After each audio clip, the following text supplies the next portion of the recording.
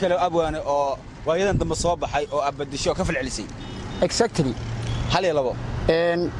waxa kamid ah saaxiibow waxa ajaa'ib ah dadku waaga hore geel bay u heesi jireen wixii gabar baa loo heesi jiray anoo hadda naqshad waxaan keenay wixii la dhaco baan u heesaa wixii la naco niyadan u dhisay si taageero u noqdaan jiir baan heesu qaaday jiirka dooli guri aan deganaa oo iska bulaaba jiir nafta igu keenay waa qol yar oo banaana waa xaafadda hooyaday ku yaal jiirka marka ma xoog baan ku cayrsan karaa waxaan yaro kuusano meel galay marka inta ma murxi lahaa oo ku rafaadi lahaa jiirkii anigoo adeegsanaya laxankii gabar la yiraahdo magaceeda hiba maxamed hudoon hiba nuuro heesta loo yaqaan rooblow baan raasamaalin haysto rooblow rabbigay ka yaabo si ahayd laxankeedii baan qataa jiirkii baan la hadlo waxaan idhi war jiiriyahow jam jarararam jeel maaha meeshuye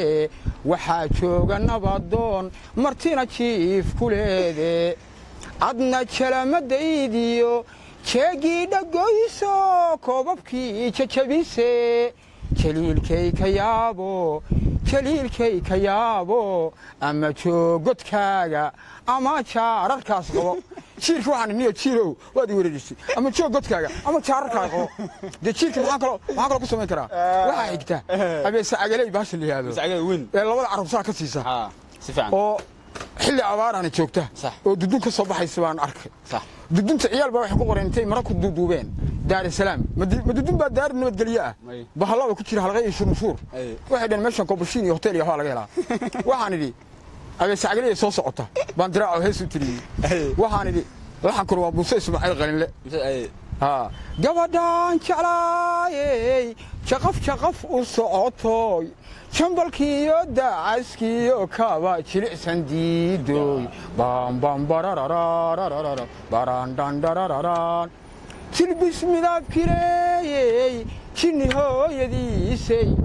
jaamuuska gaariga jaanma kaaga gooya bam barararan وجمامر حق بدن أفكوا أشردي حيا هاي دبنه هو يشانشران هاي جوكسن نايجا شوك إلى هاي كياب هوي نايجا شوك سباني هاس وقاضي الفنان قمر سوداني التصوير تمام وحيري أو حسستي هذا دمر وقصته تصوير هذا ضيعها شعلي استئنا دوسر بيه waxaan ka cabsaday dartaa hadii ilaahay dartii ma awood diraaco ka fiiri waxaan ka cabsaday dartaa inay xidiguhu damaan bal xidigaha ilaahay dartii u sameeysan ilaahay abuurtay miya damaya gabar daraadid 5 ah sax sida darteed anigu waan ka falceliyay sida muuqata adaa doqon ugu sito dameerta adan shacbiga jeclaystay inaan dhex dhigo waxaan ka cabsaday dabeed inay mobiladu damaan macnaha haddaan sawirka xaaskaaga u sheer gareeyo asxaabtayda moobilada baqtii damaya marka aniga dhibaato noo geysan hagu xiran yahay de way muujinaysaa aad iyo aad gabar baa soo qurux badan tahay waka gabar baa waxay soo martay dahablaha gabar Soomaaliyeed iska daa Allah iska daayay gabadhaas dahablaha soo martay waxay soo gadatay 4 faraanti laba dhagood iyo katiinadii jimihii bay soo gadatay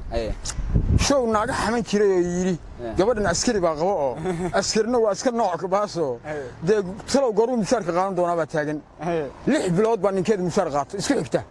intaasoo $100 buu helay ninkeedii baa lacagta u geeyay wixii dahab ka soo dhigatay ilan cunto ilaahay loo waayay oo dahab soo gadatay waxay rabtaa dumarkii dacaayadayn jiray oo meel musalsal ku daawanay xaafad gudaheed inay u faantay rabtaa marka iridii bay soo garaacday gow iridii baa laga furay fakh markii iridii la furay bay qaylo bilowday cabasho ujeedadu waa inay dahabka muujiso ee qaylo kama aha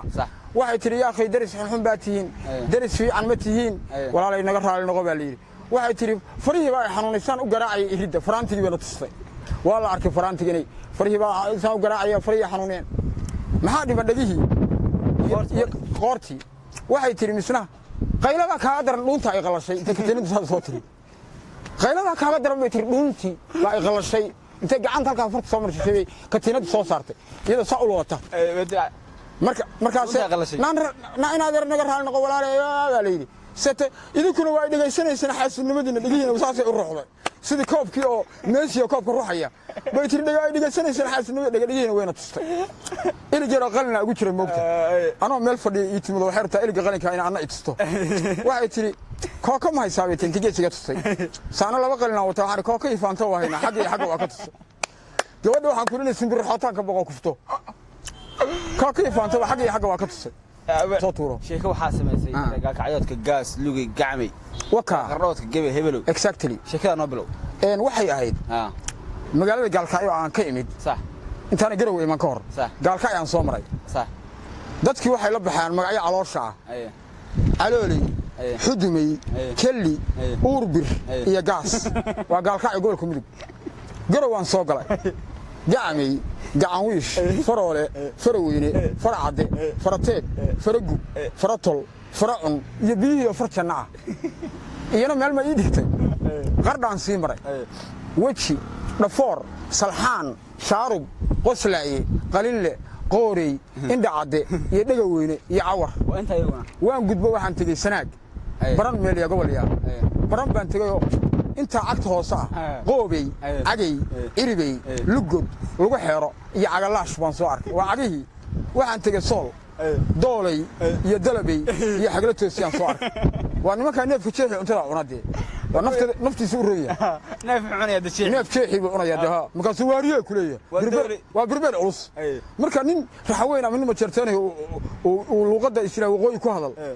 haaf baa sabu soo cunay magdile neef jeexi ma cunaye ina adeero iyo ariiro way ku fiican yihiin soo maaha waariye markuu dhaho haaf dhan baa baxayba marka intay kaa cuni lahayd waa inaa aayarna adeero tiraahdo birbeerka dhaqaalaystaa sidaa darteed waxaan maray gobolka la yidhaahdo meesha la yidhahdo gobolka bari dadka ku nool waa wada shaqaale waa wada shaqeeyaan qof aan shaqeynoo wax shaxaaday arki maysid dekada weeye saddex nin baa la kulmay mid waxaan magacaa siiyo dhabarey kii kalean adiguna siiyo qaloocow mid kalean u tegey adiguna murux baani maxaa ku murxiyey siiyo konton kiish oo sibir ah oo shirkadda oobeg leedahay oo cumaan laga keenaan dejiyey kulaha